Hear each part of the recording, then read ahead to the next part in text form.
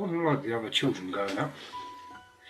I didn't like talking to those smelly things in kindergarten, and I never participated in their silly games. But I had my own games to play in. What fun games they were. For example, a little girl once asked to borrow my crayons. I told her she could have them if she would tell our teacher to fuck off. She got sent home for that. I remember hearing her mother scream about the beating she would get later. Fun games, right? It didn't take too long for the teachers to notice that the other children avoided me and how I never seemed to show any emotion of any kind. They didn't think I heard them whispering about me, but I did. I have exceptionally good hearing. Little monster, said Mrs. Guthrie. Sociopath, whispered Mr. DePascal. Even at my young age I had an extensive vocabulary. I had never heard of the word sociopath before, and I was intrigued. When I got home that night, I looked it up in my mother's encyclopedia. Sociopath, a personality disorder characterised by a lack of empathy for others. I would have to agree with you, Mr. DePascal. Elementary and middle school passed by quickly. I learned to fake emotions and excitement in order to fool my teachers and parents. I couldn't fool my peers, though. No matter how convincing my act, they always seemed to instinctively know that I was different, and they gave me a wide berth. Every once in a while, one of them would try to make friends with me, and that's when I could really have some fun. But despite how I treated those around me, I didn't hate any of them. It wasn't until high school that someone finally managed to piss me off. That someone was Travis Murphy. The Murphy family moved into my neighbourhood before the start of 10th grade. They had two children, a son Travis and his sister Marion. I was looking forward to the inevitable time when my parents invited them over. Neither Travis nor Marion had ever met me, so they had no way of knowing of my sociopathic tendencies. They would amuse me quite a bit. But this time it would be I who was blindsided. Marion started out easily enough, displaying the normal interest and kindness by those who don't yet know me. After some time, however, I realised that she thought I was handsome, and even started to develop a crush on me. No girl had ever done this before, and it was an entirely new experience for me. Fascinated, I decided to spare Marion from my games for a while longer and keep her around. So I continued to fake smiles and feign interest in what she had to say. Travis was an entirely different story. He seemed to have as little interest in me as I had in anyone else. I couldn't play my games with him. He was completely uncaring. It angered me for the first time in my life. Over the years I'd come to realise that I was special, far more important than these insects surrounding me. Why else would they be drawn to me, even as I know how alien I am to them? One of these insects to dare ignore me. For the first time in my life, I made the first move. I tried making small talk with Travis. I feigned emotion and interest. I did everything I could to make him interested in me. Nothing. I was furious at first over his lack of interest, but over the years I came to realise that he was like me, a sociopath, completely devoid of caring for others. Instead of alleviating my frustration, this only increased it. I was special, unique. But now there was another one like me. If I wasn't unique, could I still be special? Or was I ordinary? Just another insect? No! I refused to be ordinary. One may as well be dead. So that's what I endeavoured to do from that day forth. I would make Travis ordinary. I would kill him. Fueled by passion as I was, I waited. High school passed and college started. Trifles. I learned new ways to express myself through sex with Marion. I learned the value of pain and how to make her bed for it.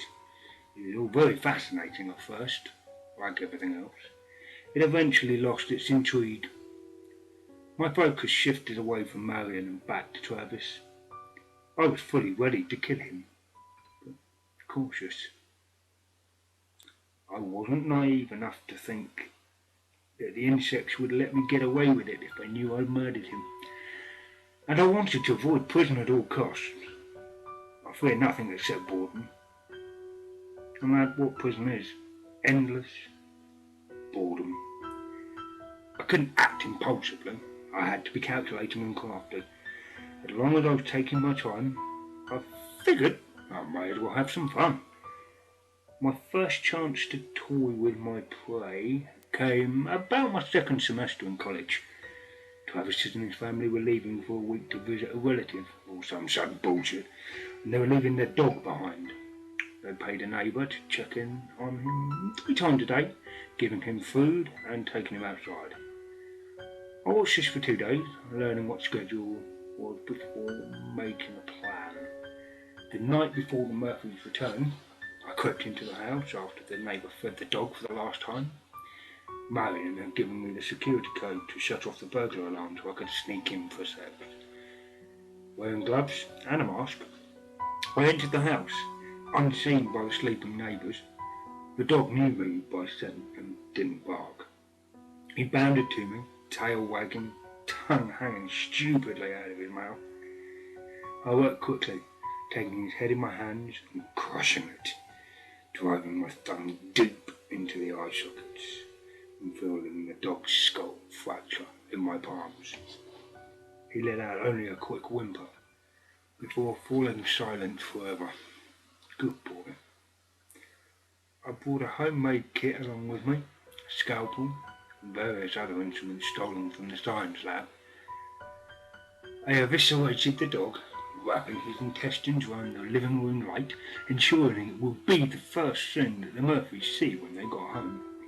The thought of them turning on the fan and being pelted with drops of blood amused me. I used most of the dog's blood to write the threatening message, "You're next," on Travis's bedroom wall.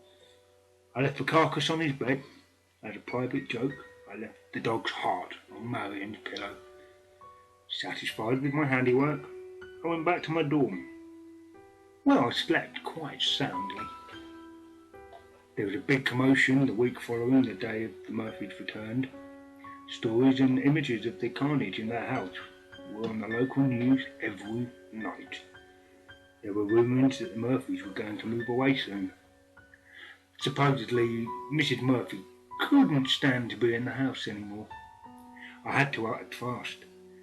I couldn't allow my prey to escape from me. Sitting in my dorm, I dreamed of all manner of destruction for my enemy.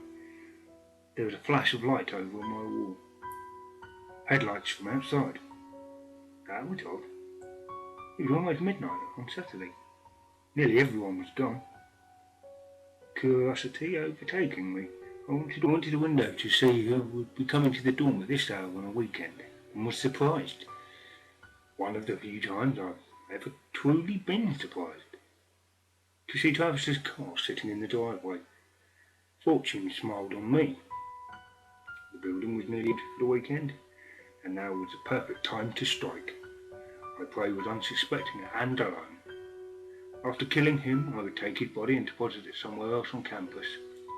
There was virtually no chance of getting caught. No one wants to stay on the weekends, and the electricity was shut off on campus for another 6 hours. No security cameras.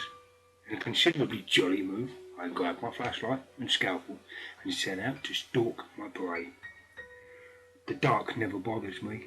Having very little emotion, my rational mind tends to dominate, and the rational part of human beings know that there is nothing waiting for us in the dark. Or at least that's what we think. Several minutes into my hunt, it occurred to me to turn my flashlight off. I didn't want to alert my prey. I switched it off and waited for my eyes to adjust. I leaned against the wall and played with my scalpel to pass the time.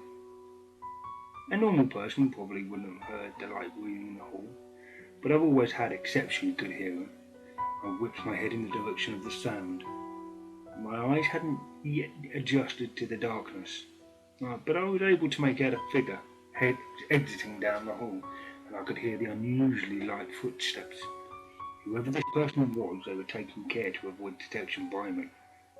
I rushed to the spot where they just were standing at and breathed in deeply. There was just the faintest hint of cinnamon. Travis kept a cinnamon air freshener in his car. I grinned widely. I was on the trail of my prey. I followed him down the hallway and was disappointed to find that it branched out into 2 other halls. Again, I tried smelling each hall to figure out which one Travis took. When I heard a brief commotion to the right, I hesitated. Would Travis make that much noise if he was trying to get away from me? After a moment, I took a chance and headed in the direction of the noise. After a minute or so, I stopped. Ahead of me, there was someone lying on the floor. Approaching carefully, I realised that the body was lying in a pool of blood. I touched it. Still warm. I rolled the body over to see who it was. Mr. Chauncey, the night custodian. I hadn't realised that Travis was capable of killing someone. In my hatred for him, I'd forgotten that he was just like me, just as cold and unfeeling. He was more than able to do everything I could. I froze. There was light breathing in front of me again, but I couldn't see its source. For the first time in my life, I felt fear. I no longer felt like the hunter stalking his prey. I felt hunted. My rational mind was overcome by emotion, and I fled back to my dorm room in terror. I barricaded the door and waited, scalpel in hand, for Travis to come for me. After several hours, I started to resent myself for feeling this way. He was only a man, however extraordinary. The fact that he had actually frightened me fueled my hatred for him, and I left to search Mr. Chauncey's body. It was gone. The pool of blood cleaned up. The hints of cinnamon in the air had long since dispersed. I left the building to wait in Travis's car for him, only to find it was gone too. Fury taking hold of me, I started in the direction of his house. I clenched my skull tightly, relishing in the fantasies of what I was going to do to him. I should have been paying more attention, because I never even heard him creep up, and was too slow to avoid the baseball bat soaring through the air for me. It connected with my wrist, and I felt the bones snap. I dropped the scalpel and lunged for it with my good hand, but a boot kicked it away. Looking up, I saw Travis grinning down at me. He brought the bat down again and again. I thought he'd never stop, but he did. Lying there on the sidewalk, broken and bloody. I waited for death to come. Instead of the Reaper's skull, it was Travis's face grinning down at me. Even though I was helpless before him, I still burned with rage. He leaned in close to smell my bleeding face and whispered in my ear, "We're going to have such fun together." I spent 2 weeks in hospital before leaving against my doctor's wishes. Travis clearly had held back on the beating. I only had a broken wrist and several cracked ribs, though most of my body was heavily bruised. Every step hurt, but I ignored it. I had a purpose. I would never be a victim again. Travis had an advantage over me, in that he knew I would come and was not injured like me. So I figured I would have to even the odds. I stole my father's pistol and waited for night to fall. It was nearly 3 in the morning when I crept to the Murphy house once again. The adult's car was gone, but Travis's Mustang was still there. Good. We wouldn't be interrupted. I could take my time. I turned off the burglar alarm, marvelling at how stupid the Murphys were for not changing it. I opened the sliding door and stepped lightly into the house. All of the lights were off, but my eyes were adjusted to the darkness. I silently approached Travis's bedroom and pulled out the gun. After a moment to steady my resolve, I burst in. I was not prepared for what I saw. Travis was lying on his bed, a look of mild surprise on his face. His throat was slashed from ear to ear. Blood was everywhere, including a message on the walls that read, bad boy.